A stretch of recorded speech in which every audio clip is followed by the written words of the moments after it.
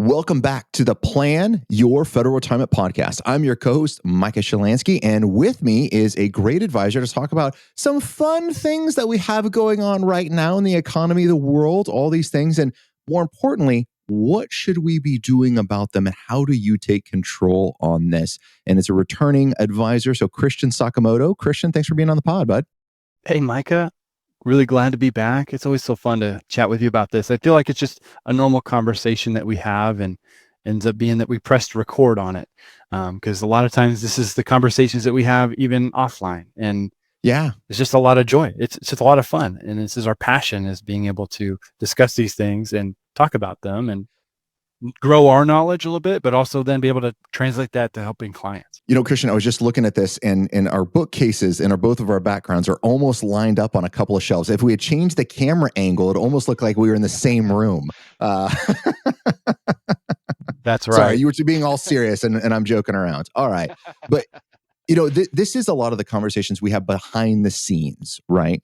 And that's one of the things that I love working with a team is these are things that we don't just think about solely as this one advisor running kind of a solo shop working with individual clients, which is great. I'm not trying to rag on that whatsoever, but I really enjoy the team approach because not only do we get to help more people at the end of the day, but we get to see things from slightly a different angle. And I know, Christian, you kind of with me on several clients, and that's one of the things that positive comments I got back from clients as well. It says, hey, Christian does really good. And one of the things I like is a slightly different approach, right? It's a slightly different angle that things are looked at. And that's what I like about working. We're all plugging the same direction, right? Between all of us on the team, but there's always a slight different angle. And that gives us a lot more perspective into what's going on and really helps it kind of filter down to better information at the end of the day that we want our listeners to know. So let's go over a couple of things that this has kind of come up throughout the year, right? So this isn't kind of particular to right now, but it probably is with, it started off the beginning of the year with a deferred resignation and the VERA offerings, concerns about RIFs, like all of these things are happening. And I know we talked about this kind of multiple times, but we're still getting questions. Actually, this week alone, I think we had 53 people contact our office, non-clients, because they had questions and concerns about their benefits. And so, and again, this isn't trying to be a plug and solicitation, but if you have questions and you don't think you're getting the right information, or you just want to make sure you're getting the right information, pick up the phone and call us. Our goal is to help another 1 million federal employees with retirement. And the reason behind that is you guys have such a great benefit set. We want to make sure you get the most out of it. All right, there's my commercial. All right, I'll put that aside for now. But Christian, let's jump into this just a little bit. I want to get to markets. I want to get to investments. I want to get to things that we've already done with clients, things we're thinking about doing with clients, and what our listeners should be thinking about as well. But before that, walk us through a little bit of what's happening with the deferred resignation, still in progress and working its way. And then let's get into rules again on the VERA and the RIF, because rules and understanding how that work is so important. Yeah, absolutely. So, the deferred resignation, it seemed like, from what I heard, and I wanted to hear if you've had this experience meeting with clients recently, that it got opened up again for some people, and some people had some extended deadlines. So that was new news to me. That was pretty interesting. But for those that accepted it, quickly found out that admin leave really kicked in right away, because then within a week or two, or however quick it was, they had to turn in their computer. And maybe they thought they were going in on work on Monday, but turns out they were just going in to just turn in their computer, for example. Yeah. And that disrupted a lot of people, right? I mean, we're not federal employees, but I can only imagine that impact that would have. And we heard so many stories of how people were just upset, rightfully so, of how that whole process happened. But the big question in the beginning was, would I even get paid? And so far, everybody's been getting paid, even past the March 14th deadline that was there. It's now been pushed to the budget being September 30th. People are still getting paid. People are, just on that admin leave status. So that's been what I've still been seeing on the deferred resignation. What about you? Same thing is the people that took it are glad they took it. As you said, the way it went down, there's always some questions about, but this really worked out well for those that were, and we're going to check this is what the VERA works out too, for people that were ready to retire, or that were either going to retire this year and wanted to punch out a little sooner, or those that were financially ready to retire but hadn't met age requirements. That's when this deferred resignation made a ton of sense. And why are we talking about this now? Because it already took place. Because that's how it rolls into a VERA, right? The voluntary early retirement action. This is the same thing. And I hear a lot of people like, oh man, it'd be so great if there's a VERA, all these other things. But it's like, hey, if you're not financially prepared for a VERA, VERA is not really helpful for you. Like a VERA is only helpful if we've done the things that we need to do. Same thing with a VSIP, right? Voluntary separation incentive pay is that extra $25,000 you get. Several clients have pointed this out when it came out. They're like, Micah, I could just work a few months and it's more than that. I was like, yeah. The reason a VSIP makes sense is you are planning on going out anyways and might as well get an extra $25,000 to leave, right? So all of these things that the government is offering, and I'm not trying to put them down because with certain people, they work out really, really well. But the key is you have to be ready, number one. And number two, you must understand the rules for what applies and doesn't. Now, I know we've been talking about this a lot on the pod, so we won't get into too much depth. But Christian, walk us through the VERA rules real fast. A voluntary early retirement action. What does it take to qualify? What does it look like? All those good things. For sure. So it's the age 50 with at least 20 years of credible service, or any age with at least 25 years of creditable service. And so that lowers the threshold for a lot of people, whereas the normal would be MRA with 30, 60 with 20, 62 with 5. It lowers that threshold for a lot of people that were close, but no cigar just quite yet. So it gives them that interesting opportunity there. And then, as you know, we've talked about too, what's nice about the VERA or a deferred resignation or really just any discontinued service retirement is the option to still keep health insurance. You get to keep it, and you get the FERS supplement. The FERS supplement would then begin starting at MRA. So there is that time between if you separated sooner that you wouldn't have it, and then starting at MRA would start up until 62. So all those are great for a lot of people who are, again, pretty close to the normal rules, but just not quite there yet. And the key is you must, for the health insurance side, just to pick up on this, a little more definition, Christian, what you're saying is you must be eligible to maintain health insurance into retirement to keep it. And so what are those rules? Number one, you must retire with the eligibility of an immediate pension. And Christian, just as you said, VERA, if I'm, 52 and I got 25 years of service, I'm vested in the system, but I haven't met my MRA, my minimum retirement age. So I got to work another 5 years if my MRA is 57 before I can retire. If VERA comes out, I'm 52, okay, and I got more than 20 years, I'm good to go. I can take that and I'm eligible for an immediate retirement, which means the second rule for health insurance, as long as I've been in FEHB for 5 years prior to retirement, I get to keep all those great benefits. Now, Christian, one of the things that comes up as we're talking about VERAs with clients or potential RIFs that come up. Actually, before I get into those other things, let's go over the RIF rules, right? The discontinued service. So if there's a reduction in force and a discontinued service, it's basically the same rules as a VERA, but a VERA is a voluntary action. A RIF is a mandatory action, right? You don't have a choice inside of a discontinued service. Your service is selected, it is discontinued, and it's going to follow the same set of rules. Age 50 with 20 years of service, any age with 25 years of service, and you'd be eligible to maintain a pension. There's slightly different rules on how they do the sick leave. It's actually a little bit more beneficial under discontinued service. You don't lose it. It's just how they calculate it. It's actually a little better for you. But the short answer is it's very, very similar in how all of that is going to play out. Now, that's all well and good, but the question is, and this is a comment I get from my clients that are looking at the VERA or the discontinued service or, how are these things going down the pike? You're going to get a pension. They're like, Micah, but if I kept working, I'd have more. Well, yes, 100%. That is correct, right? And that's always correct. But mentally, like sometimes we fall in that trap.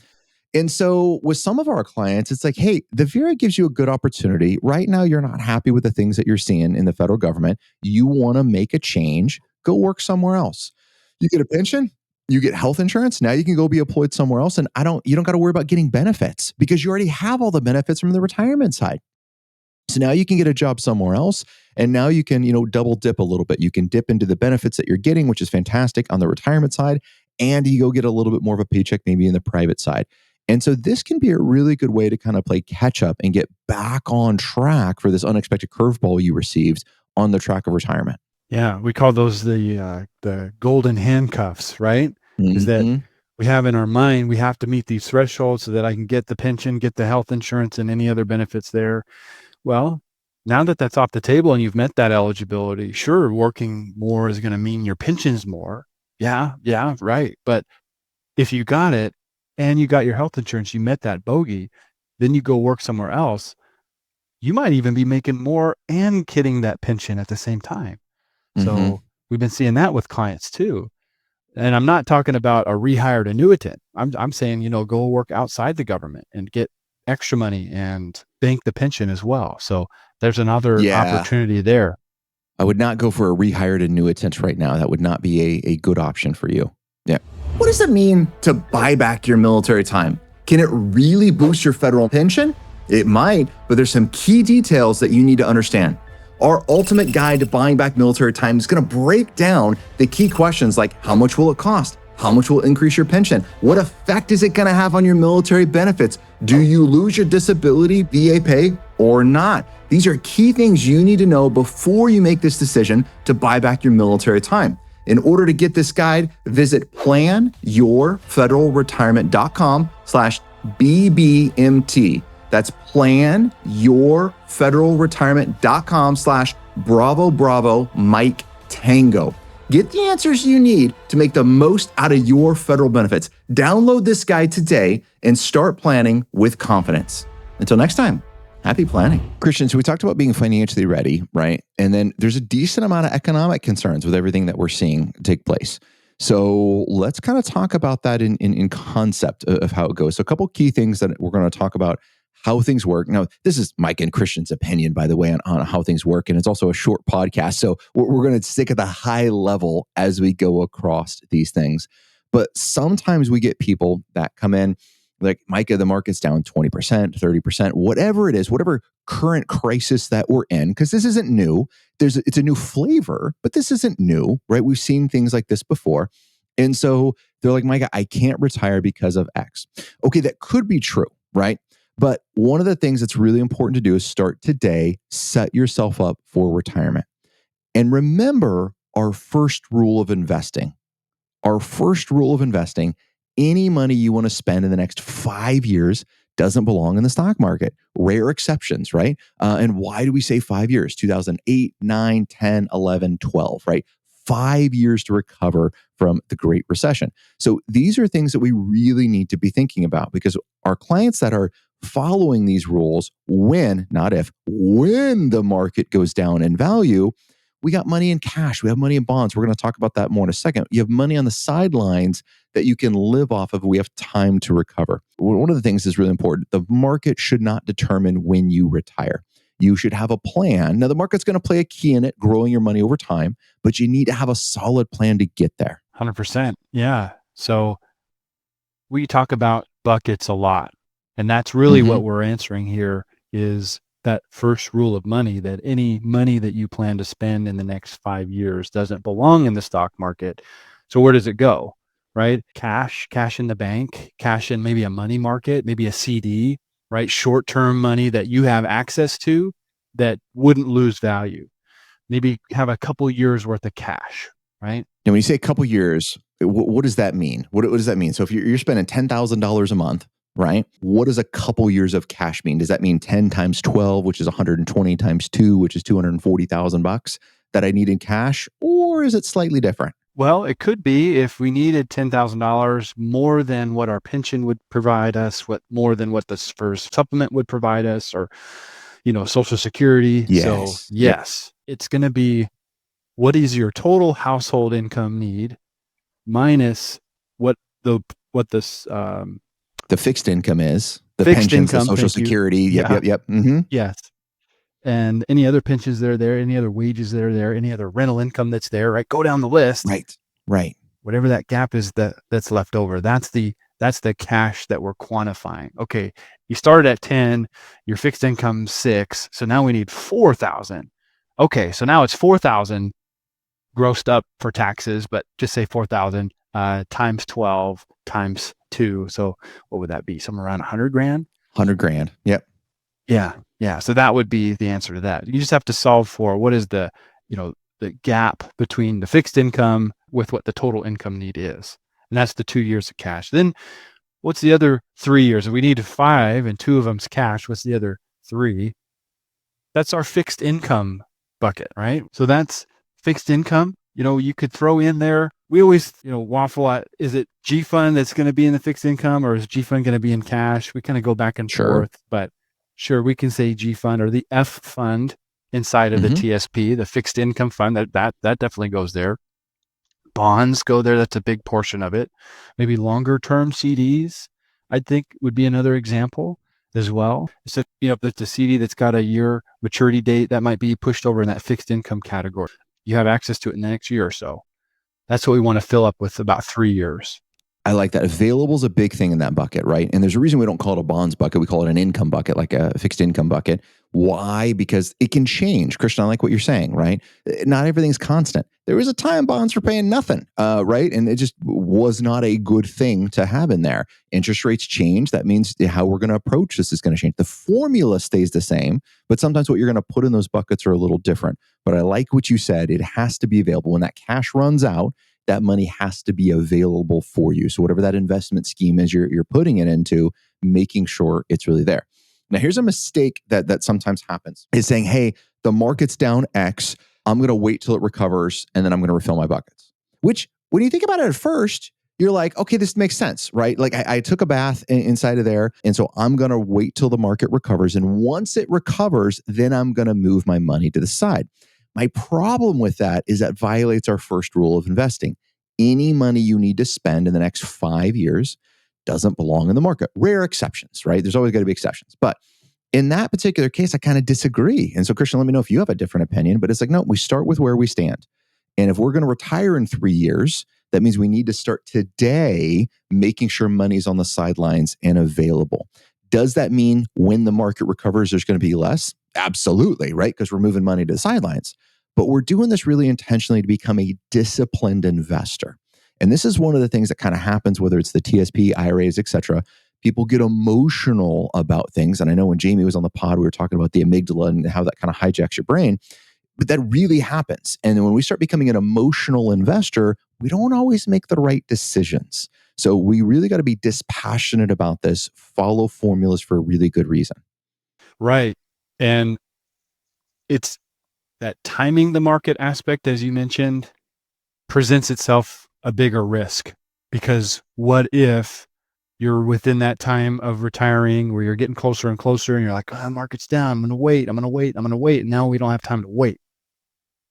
So that's the other piece to this too, is avoiding those situations of timing the market to make those decisions. I do respect that choice. Now, what about, Micah? I'll ask this as a question. So what if someone is retired and they are drawing their cash, and every year, if the market's up or flat, we're replenishing the cash that was taken out that year? That's no big deal. What happens when it does go down? They take out a year's worth of cash.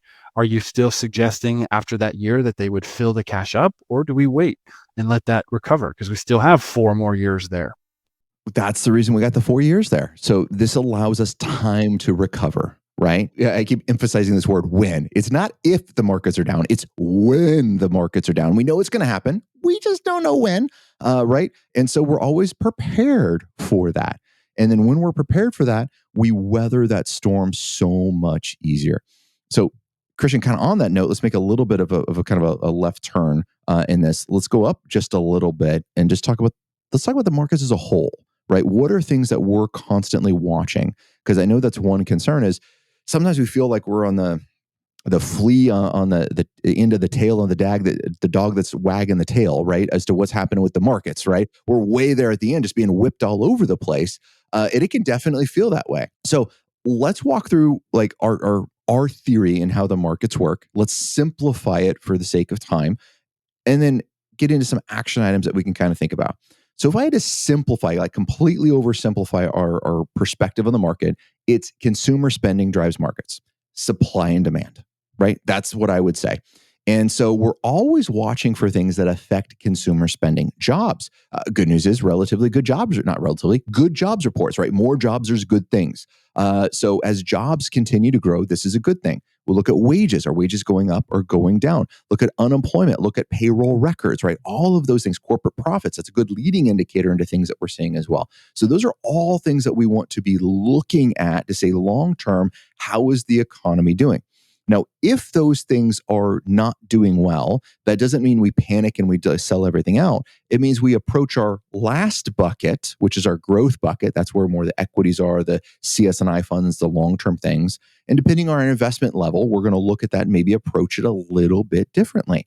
And Christian, there's a good example about like how people spend money in a boom market versus like a recession. Walk us through what that is. Yeah, I think of a lot, but one example is when the market's good, everybody's making good money. Maybe we're Catholic, so not, maybe not Fridays, but every Saturday we go out to the market, we get some steaks, right? We want some steaks, and that's just what we do. But what happens when we're making less money?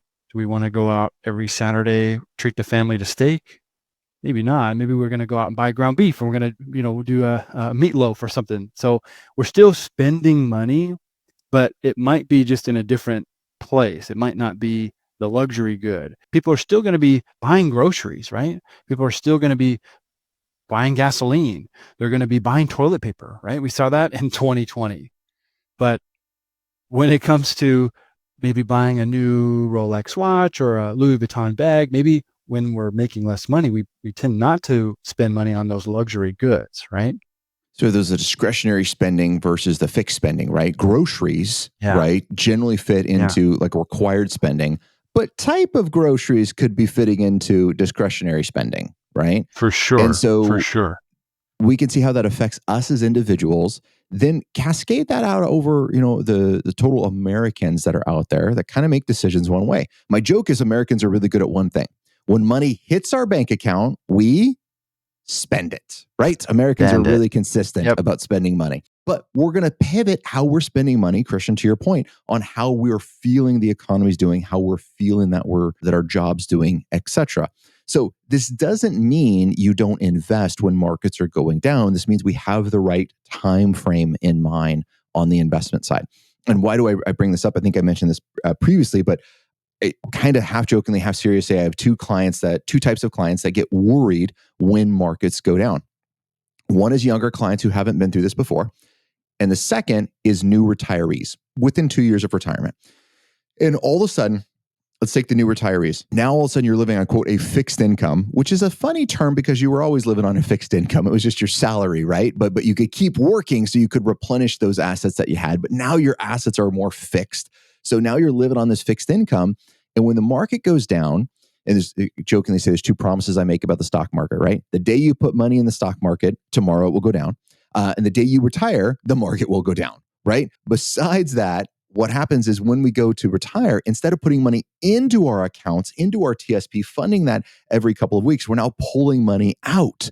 And now the markets go down. So we're pulling out that $4,000 a month in your example earlier. Now the markets go down 10 or 15%, and we get into a bit of panic mode. Now, why do I say this is only affecting my newer retirees and not my veteran retirees that have been retired for 20 plus years? Because the veteran retirees know they've been through this before, right? It's not just theoretical knowledge that this happens. They have real life experience and be like, I've been through this before and it's fine. I got a plan. We're going to stick to the plan. We're going to be good. But the new retirees, it's like, hey, I did this before while I was working, but now it's different, right? Because now I'm retired. It's not really different. It just feels that way. And we have a lot more fear and emotion. So we got to be careful in those times, right? And say, hey, am I making a really good long-term decision? So just things to be thinking about as we're kind of building this on. So this was a little bit more of a kind of a scatter podcast and kind of more the bigger pictures on economies and things to be thinking about. But let's make sure we break this down into some great action items for our listeners. So Christian, if you like, I'll go first. I would say the first action item that I would have for our listeners is create a plan. Really important to have a plan of when the market goes down, what am I going to do? When the market goes up, what am I going to do? We call this our buckets approach, right? We know what that's going to happen before the events take place. So then that way we can go into it with a little bit more confidence.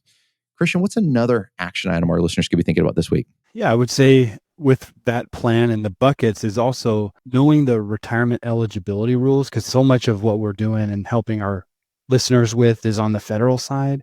And so we really got to understand those rules and those retirement thresholds first to then plan, okay, are we actually retiring as a Fed, or are we going to do a postponed or deferred retirement, or how that's going to work?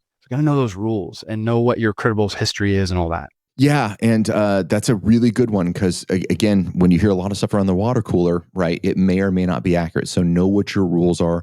Make sure you're getting your SF50s, your personnel file, all those things we talked about on previous podcasts is so good. Well, Christian, as always, thank you so much for being on the pod. I really appreciate it. And to all of our listeners, till next time, happy planning.